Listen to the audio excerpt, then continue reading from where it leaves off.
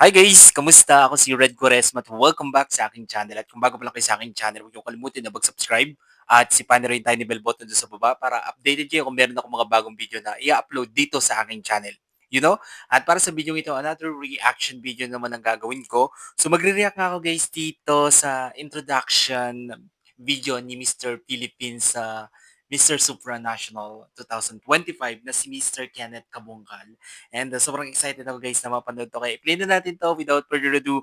Let's do begin in 1, 2, 3. Go, tara, play na natin.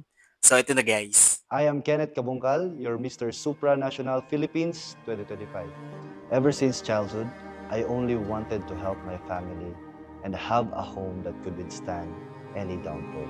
I was determined to shape my destiny by helping my parents. From the humble beginnings in the fish market and basketball court in Dumaguete City to the Sobrang runways Pinoy of na Pinoy Cebu yung look City, ni Kenneth, now no? I stand Golden here in brown. Manila, reaching for my dreams and representing the Philippines for Mr. Supranational 2025. So Ang ganda ng here color niya, and no? my Skin journey tone niya. continues. Welcome to the Philippines, where we take Oh, pride in our beautiful destinations, diverse cultures, and the rhythm of our hearts. But beyond our wonders, we are also a nation that nurtures world-class athletes and dreamers in sports. Sports is not just learning the game.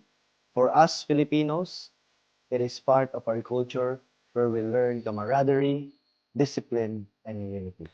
Samahan niyo ako, Pilipinas. I am here to share my story, hey, my legacy, Sir and Kenneth. I represent the hopes of every Filipino child who believes, just like I do, in the power of faith and Wow. dreams. Mabuhay and see you on Malapolska, Poland. Hey. Ang ganda ng introduction video ni Mr. Philippines, no, ni Kenneth. Actually guys, nakita ko na sa personal si Kenneth.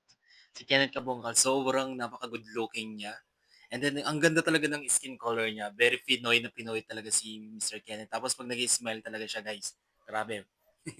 Grabe yung smile niya guys. Talagang killer smile si Mr. Kenneth. Ayun, support na natin si Kenneth Kabongkal sa Mr. Supranational 2025. At sana makuha natin yung title. No? Lakas ng laban natin.